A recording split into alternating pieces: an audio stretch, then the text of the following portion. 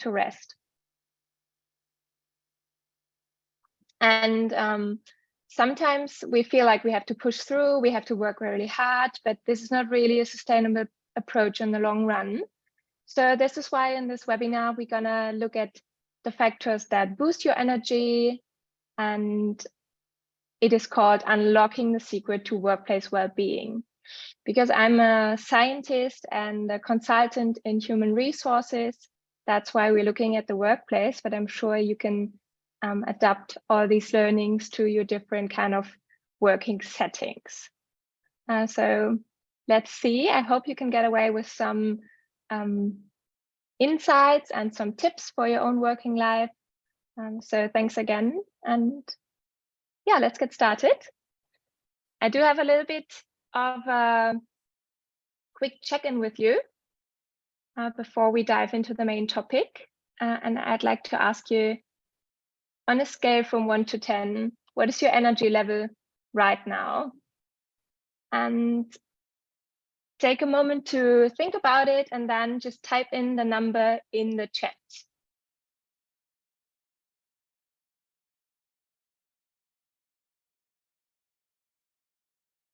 Okay, I see some numbers.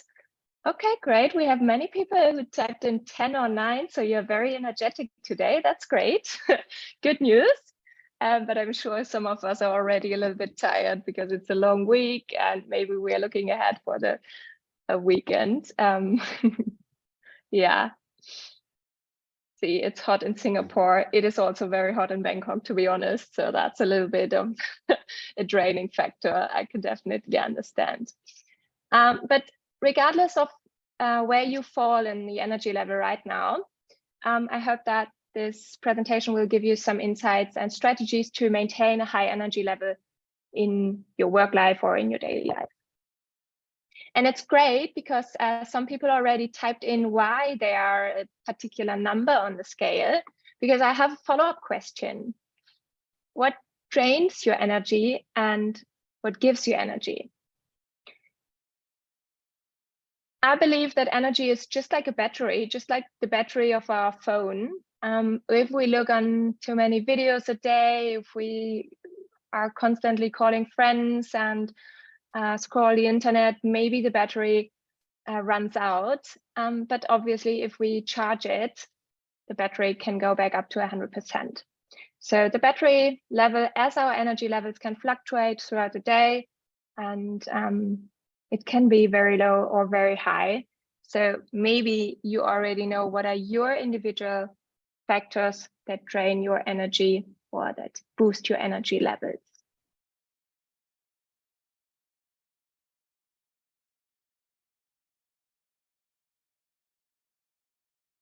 And if you would like to share, I'm happy to see some answers in the chat.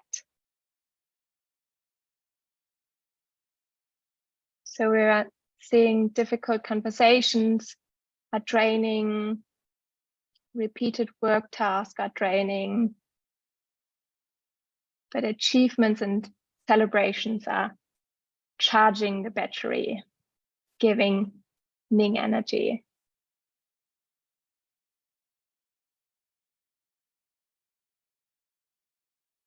Yeah. Being on the phone can be draining. Admin work can be draining. Not enough sleep, definitely. And charged by meeting people. Overwork, that's very common. People say if they're working long hours, if they have a lot to do, then it gets very draining. Difficult customers. And maybe there are some inspiration for you, some situations or activities all of us find ourselves into in our working life. And maybe you can think about whether those drain or charge your battery. Some of these can drain someone's energy while simultaneously boosting the energy level of others. For instance, presenting a topic in front of the big group can be very draining for some of us, and others feel very energized by it.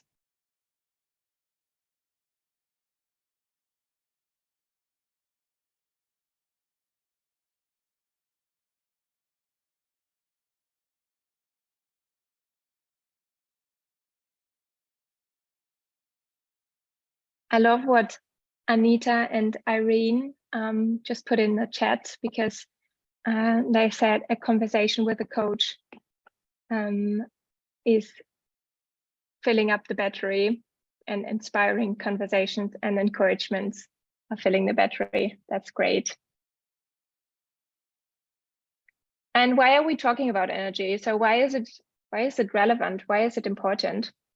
I think it's just yesterday or the day before yesterday, I found this post on LinkedIn. ICF shared it this week, and ICF posted on the LinkedIn that the United States workforce is facing a human energy crisis, and 59% of American workers experience burnout, and 66 have high levels of stress and extreme fatigue. So we know that there's definitely a need to talk more about energy. And this is not only a US-based topic, but it's a global topic. So ICF definitely sees this, and they posted that coaches are uniquely designed to help. And I hope we can find out a little bit more about this today.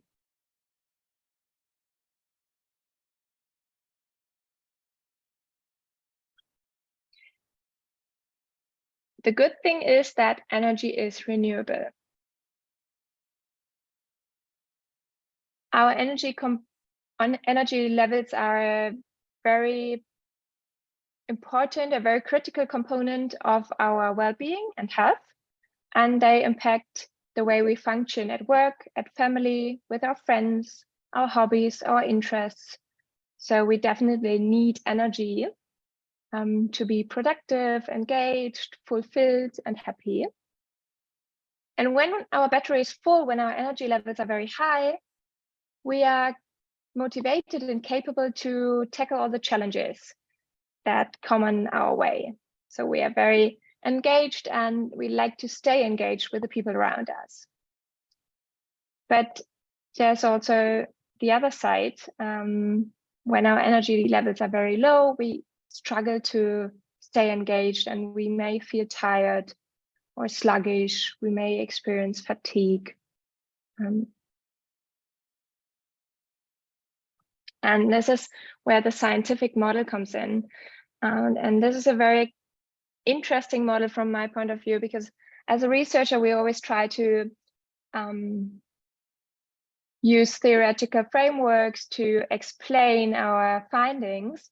And this is my favorite one. It's called the job demands resource model. Maybe you have heard about it already. It's a very common model that explains energy at work, and it combines stress research with motivation research.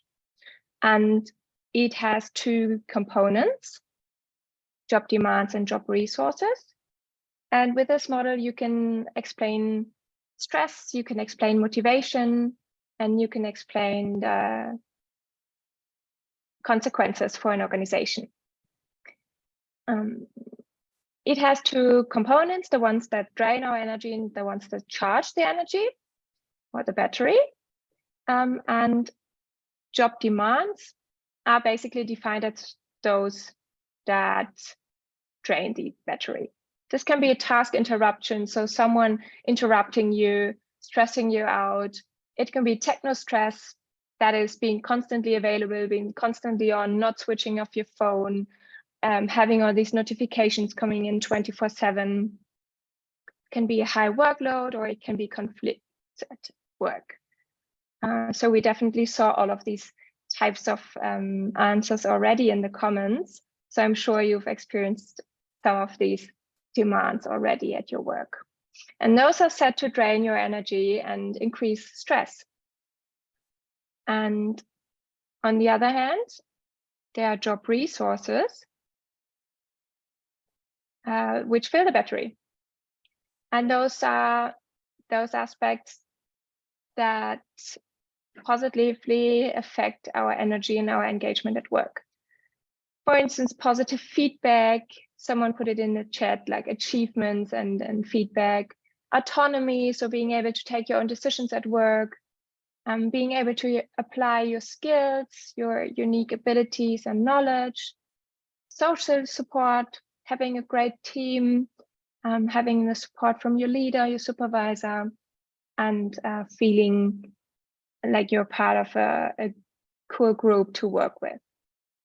So this fills the battery. So these are situations or activities where we feel energized and motivated and refreshed. And in the end, this affects organizational outcomes. In the very end, productivity. And this is what organizations care about in the very end, because that's what we're there for. We're working at our jobs. So as an employer, as an HR manager, or as a leader, you would definitely try to have people that are very motivated and passionate about their job, so they put in more work and feel energized and not stressed. But what happens if you feel stressed? This is called the stress bucket. And this bucket represents your stress level. And it explains why some of us may feel very stressed in certain situations and less stressed in others. An empty bucket means we feel relaxed, we are free from stress. And a moderately filled bucket means we are feeling that the pressure builds up, the water level is rising, but we still feel we can manage the stress. We can cope very well, and we can handle it. If the bucket is full, it means we feel overwhelmed. We have strong demands that stress us out. The bucket is about to overflow, and we feel very stressed. So this is just a visual. This bucket explains how you can manage your own personal level of stress. And what stresses us out? Well, definitely the bucket gets stress added during the day, water pouring in. This can be relationship problems, workload, deadlines, financial issues, conflicts at home, poor working conditions. I'm sure you can think of many more. So all these can add more, increase the water level of our bucket. And then we try to reduce the pressure. And some of us might seek to do it with unhelpful coping strategies, but those are a little bit unhealthy. So it can be substance abuse, ignoring the problem, pushing through, but that doesn't really help. So maybe you feel a little bit of temporary relief, but in the very end, it just adds to the problem. The water gets back in, it still fills your stress bucket. It goes right back to the top. So these unhelpful coping strategies don't really help when it's raining a lot. So if you want to reduce the pressure, you should definitely use coping strategies. And there are many that are helpful and, let's say, good coping strategies. And they can help you to let the stress flow out of your bucket and leave you with a lighter load, so you feel less stressed and release a little bit of the pressure. It is very different for each of us. So it can be mindfulness, exercises, some self-care, talking to friends. But maybe for you, it's reading a book at home alone. It can be completely quiet. Maybe for me, it's going to a big concert, having many people around me, and it's very loud and energetic. Maybe that's the way I release my stress. So that's very different. And maybe you have a different approach than I have. Yeah, good music, maybe dancing, or some of us like yoga, the others like to go for a run.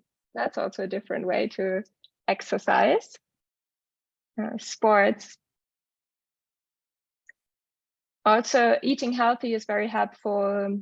Doing nothing, absolutely nothing, not even listening to music or reading a book. What else can you think of? I'm sure there are many more.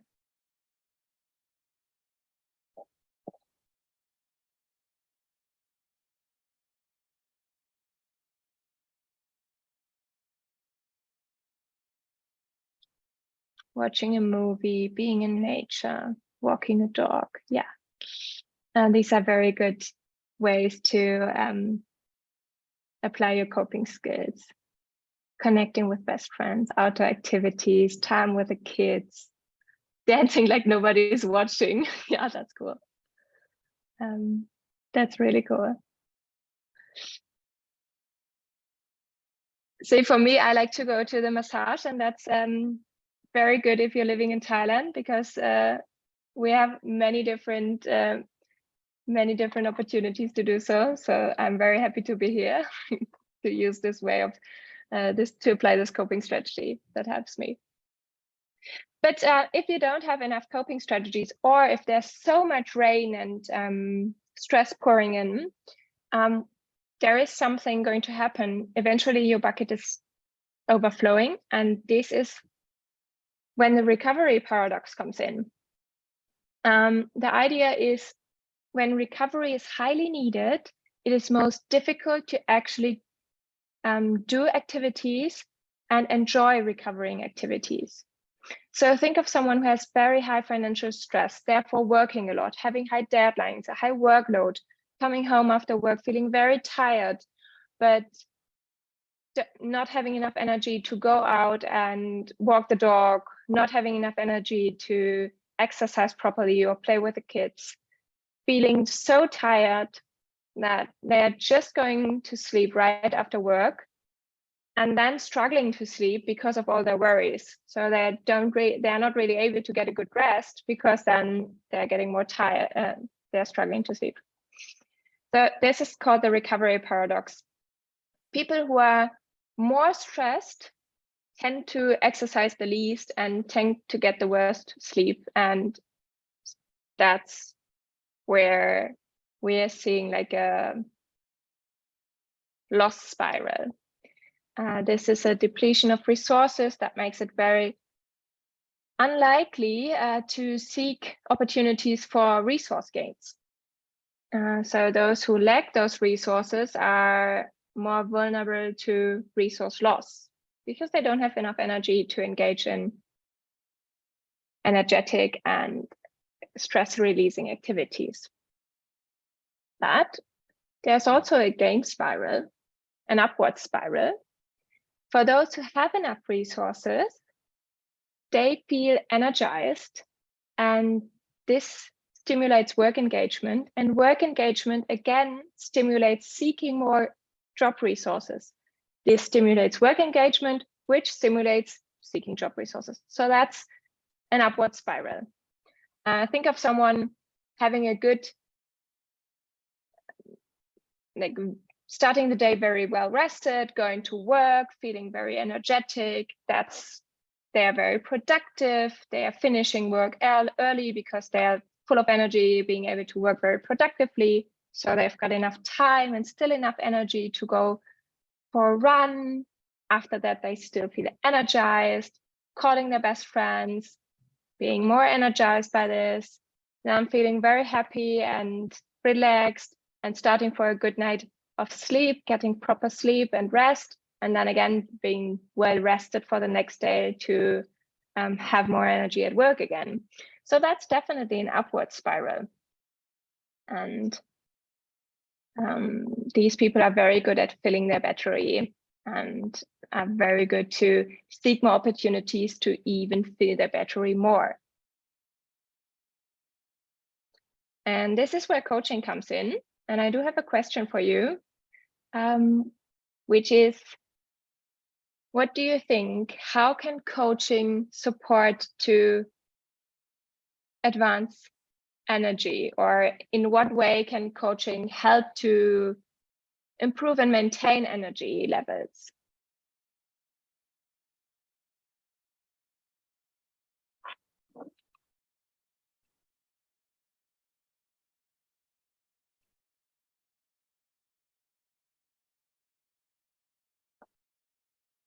I'm scrolling back in the chat to something we've read in the very beginning.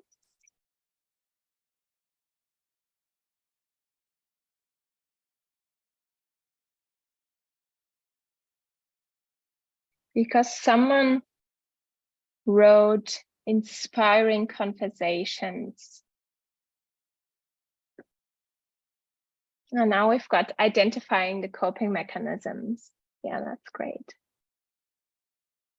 Creating a safe space, an authentic relationship, helps to speak out and release the negative energy.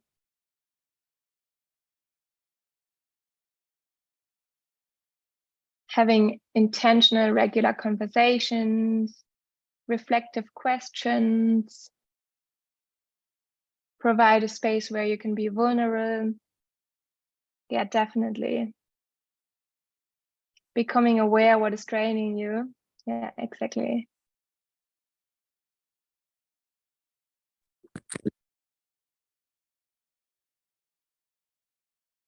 I think coaching can definitely help to understand everyone's battery. So just what Edwin typed in the chat a minute ago, coaching can help clients to discover themselves and maybe self-reflect, because everyone's battery works differently. If some of us get an energy boost from loud music and dancing, others would feel very drained by this. And if some of us get very energized by being home alone all day, talking to no one, just being focused on work and being completely alone, others would hate it and feel very tired and energy drained at the very end of the working day. Some of us might love it to go for a beer or a coffee with coworkers and meet new clients, and others would hate it and would try to avoid it. So this is where coaching can help to reveal those unique demands and resources, but also coaching can help to put the client into the gain frame and have these conversations to maybe release a little bit of the negative energy and then identifying a good way to move forward. And that's goes in line with the ICF definition of coaching, because what ICF is saying is that coaching is partnering with clients to inspire them to maximize their personal and professional potential. And from my perspective, this potential is also highly connected to energy and feeling energetic. And at the end of a coaching conversation, we should feel energized. The client and the coach both should feel positive and energized. And so this is where coaching can help in this. And coaching can function as a job resource. So this is also backed up by science, with some studies finding that coaching can help to increase work engagement, eventually increasing productivity. So this is good for employers and leaders who want to know, hey, why should I have coaching at the workplace?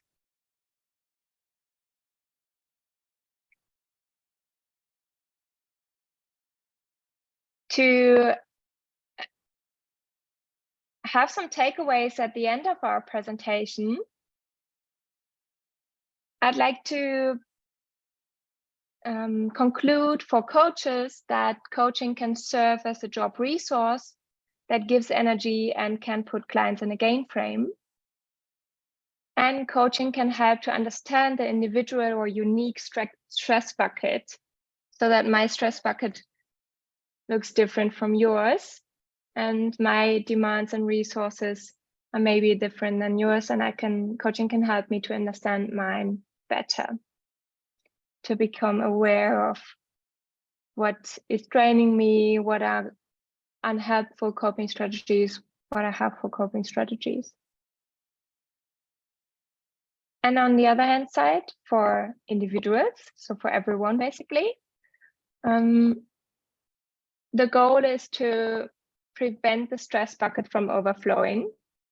Try to not get the stress bucket too full, but try to engage in activities that release the stress, so that you don't trap into the recovery trap or recovery paradox.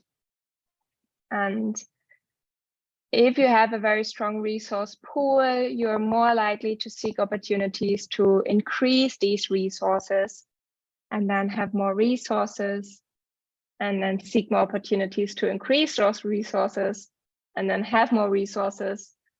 So you get the point. It's an upward spiral, a gain spiral. So this helps.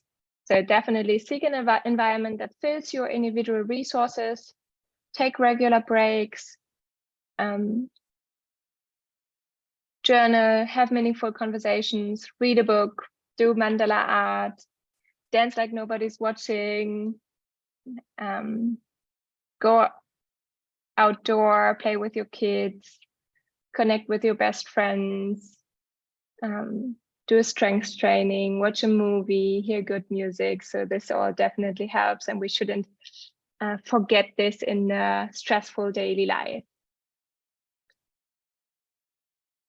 So thank you very much. I hope you got some insights into your own stress bucket. And if you've got any questions, I'm really happy to answer those, hopefully. Yeah, thank you, Jana.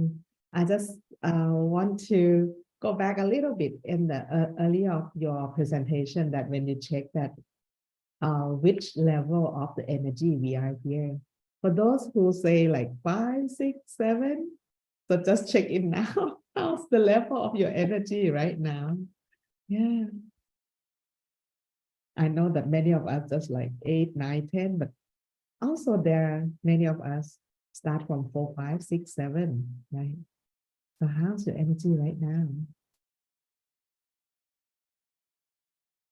I know it's afternoon here, so too early for some part of the world, too late for some part of the world as well. So probably just turn on the mic and chill out here.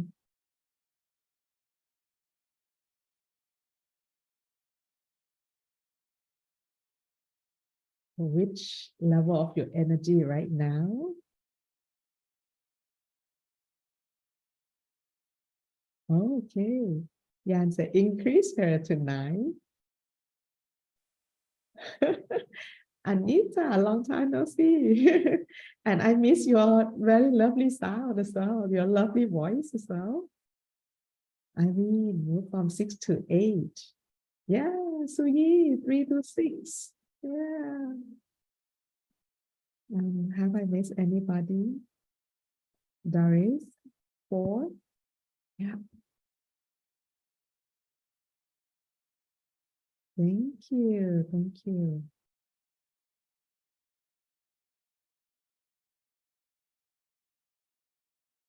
Right.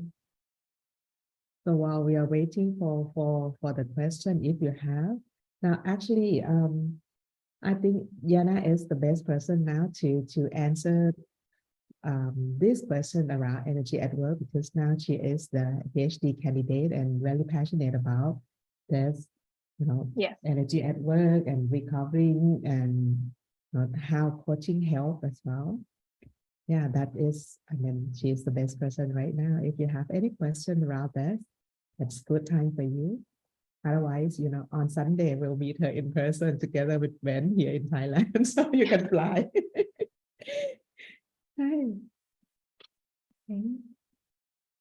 Well, perhaps I just share a little. Yep. Oh, yeah, actually, yes, go. You go ahead. You go ahead.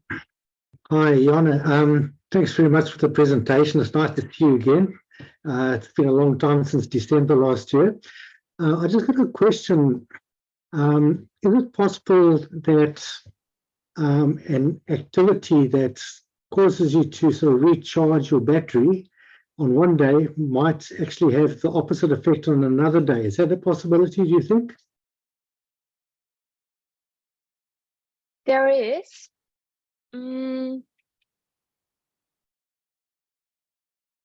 Answering this from a research perspective, maybe. There are some of us who are very introvert and others who are very much extrovert, but most of us are just in between. So that's a spectrum. You can be somewhere in the middle. So definitely, if your social battery is empty, you don't want to go to a networking event. If you already feel very tired from meeting new people all week, being in conversations, talking to customers, your social battery, that's like a sub battery of the whole energy battery, is empty, and you don't want to go again to another networking event because it would just decrease your energy level even more. Does that answer your question, Anthony? So great to see you. Yes, it does answer my question. Thank you very much.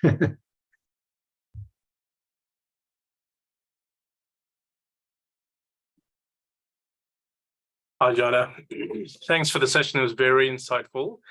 I've got a question around chronic stress, right? And perhaps from the perspective of perhaps a coach helping a manager who might need to support their team that have just been pushing through the barriers for quite some time. They're very much depleted. And, you know, then the manager would need to create a space to help them recover, but also has the organizational demands of needing to have them continue to perform. Yeah, any advice on how to perhaps tackle that?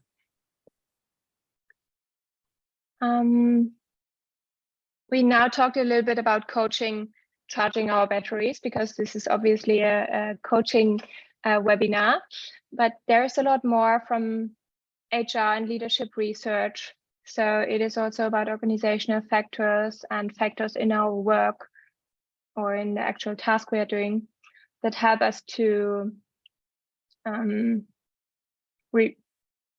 reduce the risk of having like a chronic empty battery. A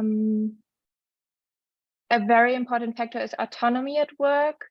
So it's definitely like giving responsibilities to the people, having them take their own decisions, giving flexibility and freedom is a huge factor in reducing stress and increasing resources.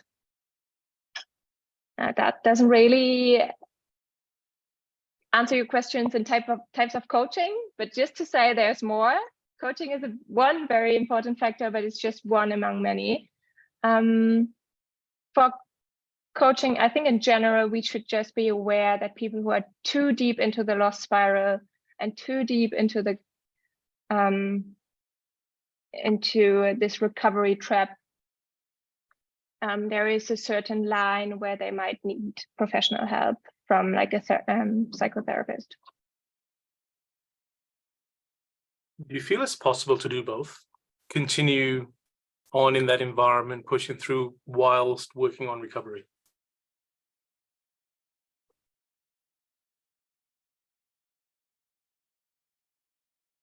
Depending how deep you are into the loss spiral, I'd say. In general, yes, it is possible to still be in the same environment while still be in the same stressful environment. But that's really dependent on your own coping strategies, on the way your work can be reorganized, and you can reorganize yourself to get those resources back. But then again, if you're too deep into it, might not be possible. Yeah, that's fair enough. Thank you. That's helpful. Yeah. So I have a psychology background. So there's this saying, if someone is in the water like this deep, they can push themselves out, right? They can save themselves. If they're already in the water this deep, you need someone else to pull up your hair and help you to get out of the water. If the water is above your head, you cannot push yourself out. You might need help. That's a lovely analogy. Thank you. You're welcome. Thanks for the question. Hi, Jana. This is Edwin. Great to see you after a while. Fantastic presentation. I just have one question. It's really just talking more about the recovery paradox. I think there's a very thin line sometimes between extreme stress or between even mental health issues that are cropping up significantly in the workplace and in homes, and then also people who have recovered from trauma, any traumatic event. Now, as a coach, you may find yourself engaging with such a person to really help heighten their awareness and help them learn. But how do you manage avoiding to enter a solution mindset, and also managing to know when it's right to really refer that person to a specialist? Because as coaches, we're not psychiatrists, we're not specialists in mental health, but ostensibly a lot of the clients we engage with will have different mental health issues and different levels of stress, and coaching will really help with that.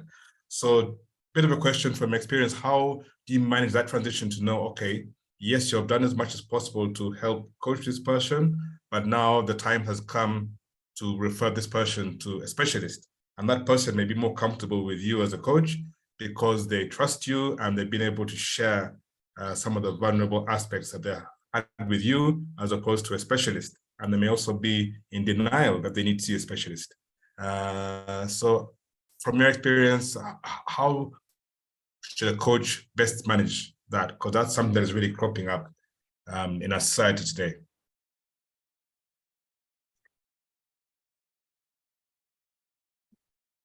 I think that's a very difficult question because we never know, like, where's the crossing point? Where's the line between it's necessary to seek help from a therapist or not? I think it's definitely about whether the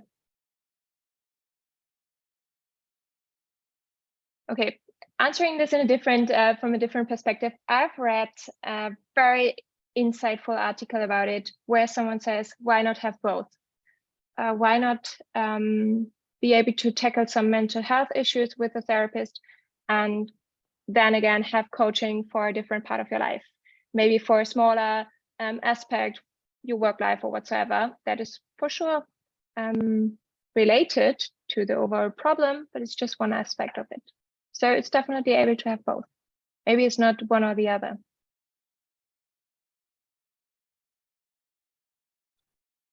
Thanks, Anna. Thanks for sharing. Yeah. Jana, may I make a comment? Yes. Hi there. Just from my personal experience, and I kind of a word of warning for us as coaches. I was in a workplace situation which was, and stress was way above my head. The problem was disability discrimination, and I ended up having to take my employer to disability discrimination tribunal. But they had actually paid for me to go to get counselling because they were sort of suggesting that their discrimination of me was actually my fault. And then because I'd been referred to a psychologist, when we came into the actual conflict, then they said that I had a mental health issue, you know. So it's, I agree, it's such a delicate issue, isn't it? The line between when a coach will help them get in the game spiral up versus when they're so far down. And I guess toxic work environments are so problematic because it's the HR department that actually can control, has so much power. And I know this is kind of beyond the scope of what you're talking about, but it was more the referral question. I'd say take that seriously. And get advice about it if you're not sure. Yeah, definitely. Thank you for sharing, Janet. That sounds like a very unhealthy workplace, if I can say it. Yeah. I'm not there anymore.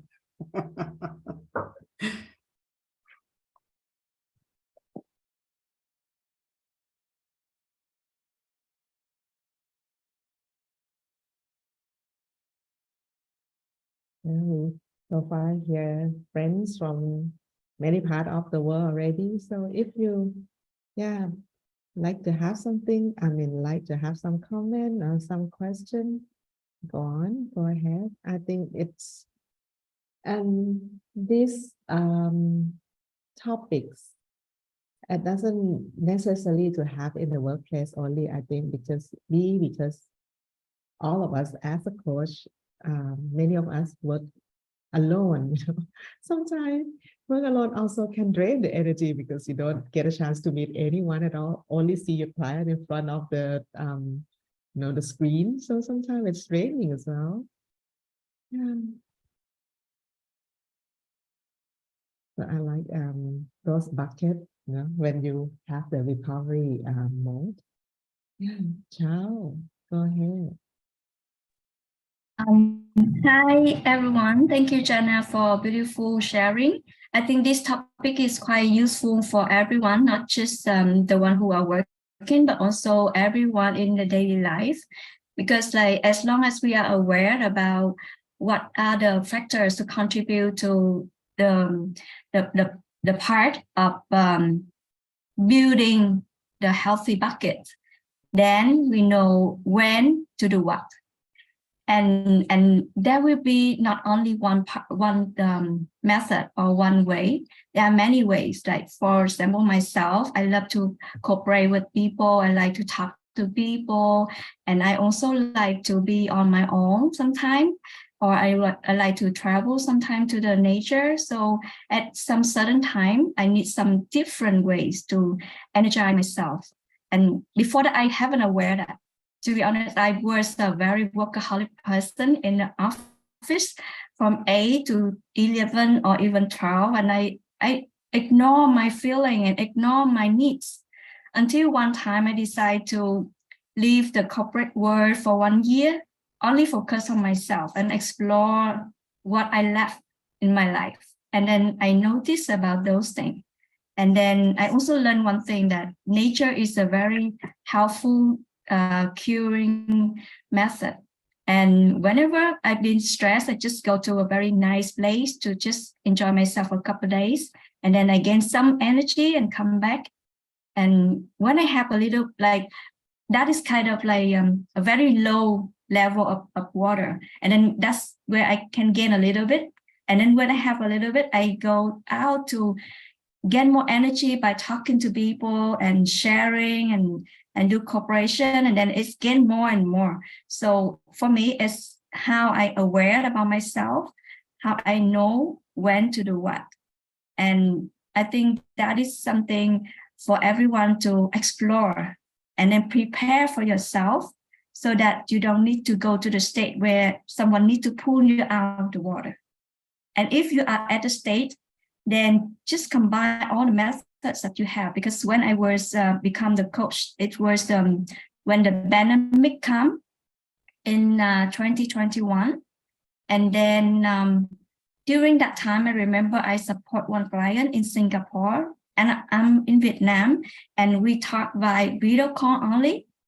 And after one session, I realized that this one needs to do something with psychology, not me to support her only, but she trusts me. So we keep talking to each other over some session, but at the same time, she went out to meet the specialist to take some medicine because she needs to lift up her hormone for the balancing.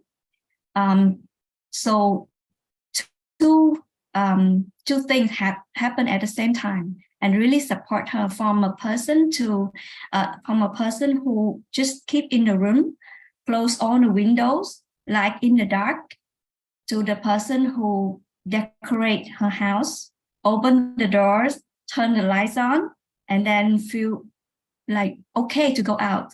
And when we have chance after the COVID time to meet each other in Vietnam, she shared appreciation for supporting her during that time. And I think not only one way, not only one method that can support. The important thing is to be aware about how we are, where we are, and what needs to be filled in to release the stress bucket and fill in the good part for the energy. So that's what I reflected during the session from Jana. Thank you so much. Thank you so much for sharing. I think that sums it up perfectly.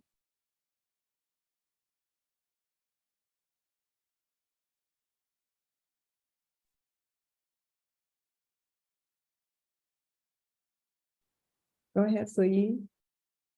Thanks, Ning. Yeah, Yana, I've got a question on working with young executives.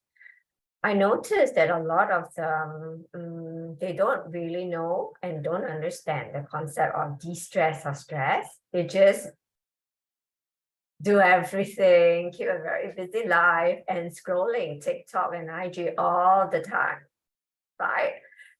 And I think increasingly it's common. So when I coach such clients and we talk about de-stress, the concept, it doesn't appeal to them. They don't get it on the importance of relieving the coping mechanism. Right. So I just wonder, what are your experiences on shining a light for young executives to just be understanding and observing themselves more and understanding what they need and paying attention rather than just live life by default. And I see so much of that happening today. Thanks. Thank you so much. I think that's a really important question. And I do believe you kind of answered it already, because it's about being aware or being observant. And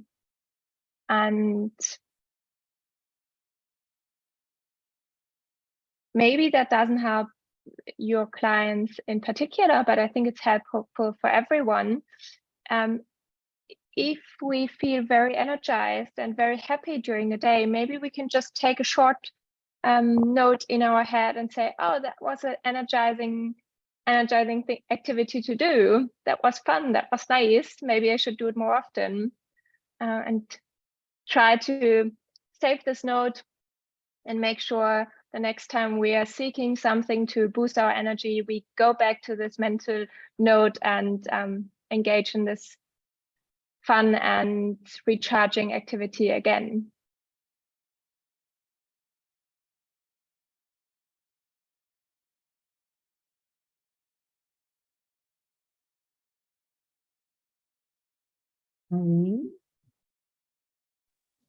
I thank you very much, Anna.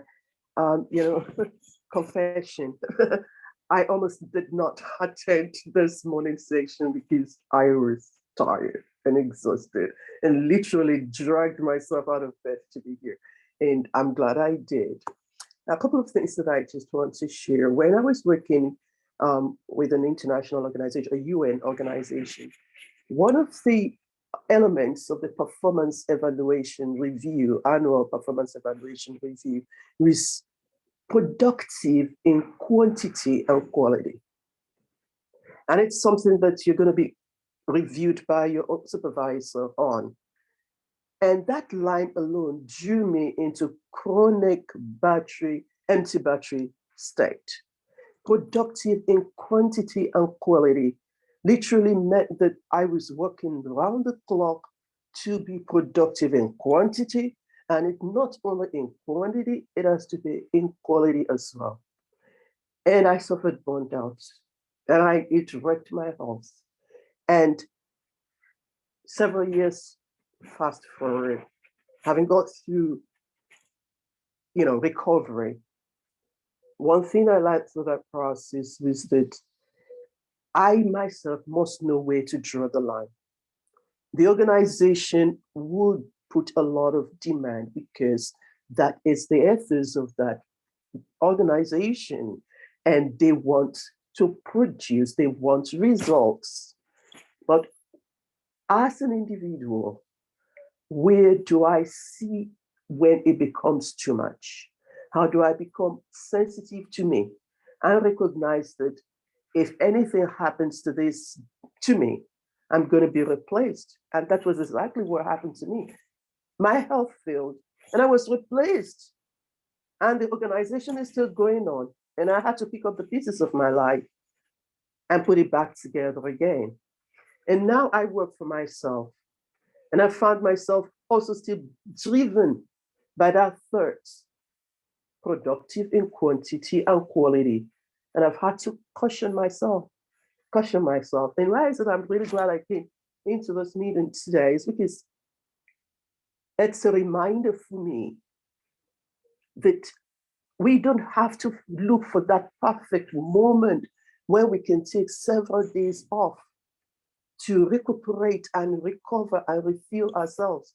I'm learning that I can take pauses during the day and take my eyes off the screens and just put all the screens off and breathe.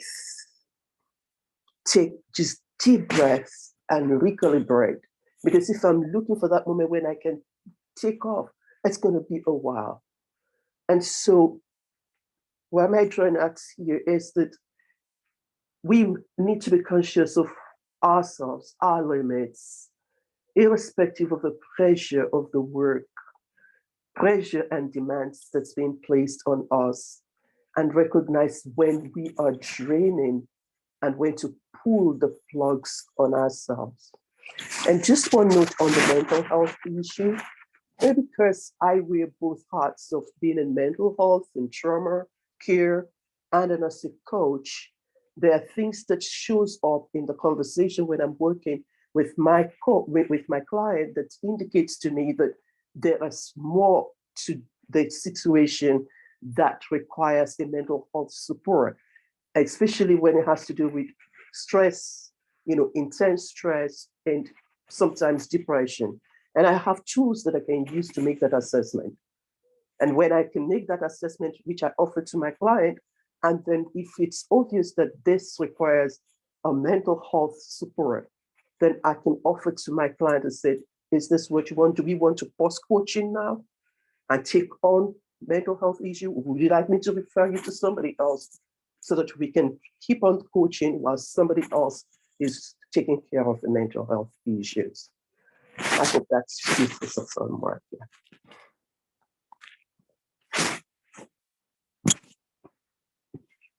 Thank you so much for sharing. And that, yeah, but I just want to come back to what you said, that we have to look at ourselves and reflect on ourselves in the working life, or like in every part of our life.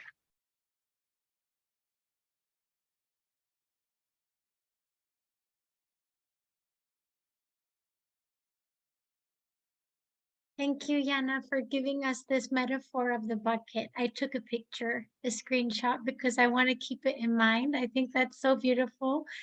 And as I was hearing everybody share as well, and Irene sharing, and you with this beautiful sentence just now, an image comes up for me is that, well, life is a marathon. It's not a sprint somehow. We have to keep going on a long run. And there was a point where that was a wake-up call for me. I'm someone who is also led by her passion. So sometimes when you're also very passionate about something, you dive into it as well.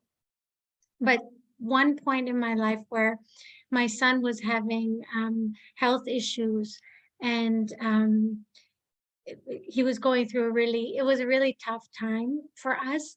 I decided to go on a very short wellness retreat in the nature. And I was really struggling with myself whether to do that or not at this point in time where my son was not doing well. And somehow something pushed me to do it. And even when I was there, that was my first question that I brought, or the first sharing I brought. But I have to say that had I not done that, I was not aware what was coming after. And had I not done that, I don't think I would have been able to stand strongly next to my son in what we had to go through together in the next few months to come. So that really became a wake-up call what you say about being aware. And it seems that our body gives us signals, even though my mind was telling me, no, you have to be with him all the time, 24/7. You can't leave him, not even for 1 minute. Something was telling me, no, you need to go. And really, it was like I charged up all my batteries so that I could be ready for what was coming. So thank you for giving us this bucket, and thank you for making us aware that we are our own system navigator, detector, and that we have to be aware of ourselves and fill ourselves up along the way. Thank you, Jana, for this beautiful session today. Thank you so much. And I loved what you say. It's important to take care of your own battery. It almost feels like the security announcement in an airplane where they say, make sure you're in a case of oxygen loss, try to use the mask for yourself first and then assist others. So make sure that your battery is not completely empty in that case, and that you still have oxygen. Yeah. So everyone like the metaphor of that bucket. And to me, the reminder, the big reminder is the arrow that you put in next to the bucket that happen if it's the unhealthy coping mechanism that would be really get even worse for draining your own energy, right? Because to me, like just someone say, just go through the phone at night, even very tired, but I tell myself that this is the only way, to entertain myself, but actually it's getting even worse, right? Wow. So yeah, getting enough sleep, it's one of the coping mechanisms that I think everyone looking forward for. And here also, we also have many thank you message here next to the in the chat box. Yeah. Yeah. Patient, go ahead. I'm just waiting for you, Patient. Okay. Thank you, Jana, for an insightful session. Thank you to Thailand team. So my question is, how are we bringing organizations into this conversation? Because from what everyone has said, it's not about the employee. If you're in a situation where you can't afford to leave your job because you don't have other options, what do? You have to continue there. And if continuing to face such harsh work conditions brings you to a state where you are battery drained, what do? You don't have options. So what I'm asking is, how can we bring in more organizations to become aware of what's going on? Thank you. I think that's super important, and I'm very passionate about healthy organizations and healthy, engaging workplaces. Today, the conversation was mainly about coaching, so about individuals, but definitely organizations and the organization culture play a very big role into this, and work can affect us so much. So it is very important to raise the issue, to destigmatize mental health issues, and also to for organizations to change some of their habits or their culture, or some aspects that are not very healthy, but rather toxic or at least draining. So we should definitely bring organizations in this conversation too.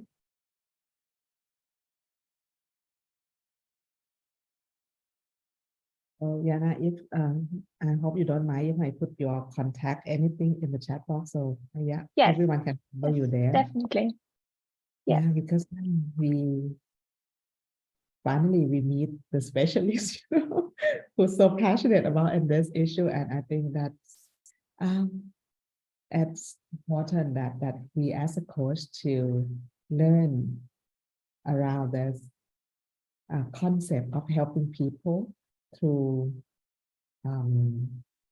not just only by coaching, but some other way as well. To follow more on Yana's work, we can follow her in LinkedIn. And yeah, I just put everything there already. So you just can copy and follow her there in her social media or even her website. All right. So yeah, Yana, you want to say something before we close? Yeah, sure. Yes, thank you so much. And I'd be really happy if you reach out and we can connect. So I'm always happy to meet new people. I see some familiar faces here, but I see many new faces. So I'm really excited to get to know you better. And thank you very much, Ning, for hosting the session and for giving this very important topic the chance to be presented. Yeah, thank you. Well, actually, I should be the one who thank you to support us in this session. Thank you very much. And I'm very honored to have you be here with us and yeah, with Thailand team here. So since our International Coaching Week come to not the end now, but we are going to have one more session in this evening, 8 p.m. Singapore time. It'll be closing our International Coaching Week by Ben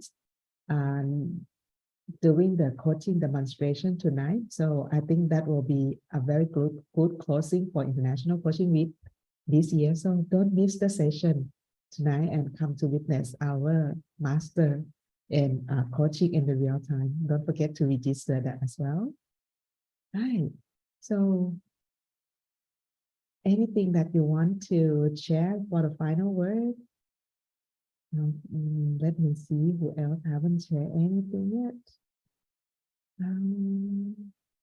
Right. So probably I invite Anita to share your words just a little bit. I just missing hearing your voice now. After they agree with me, Anita. All right. Okay, so if you are not in a good place for that, so I probably shall see you in another occasion. So Asade, would you like to help us closing? No? I think you have done the great closing. Thank you so much, Ning, for this really insightful session. Thank you, Yana. I think you've inspired us all, and yeah, big round of applause is I think what everyone wants to give you. Right. So shall we go back to charge our battery and see you again this evening with our final session? Right. Thank you very much, everyone. I'll see you, yeah, in other session. Thank you. Thank you, for Ning. Thank joining you. us. Bye-bye. Bye. Bye.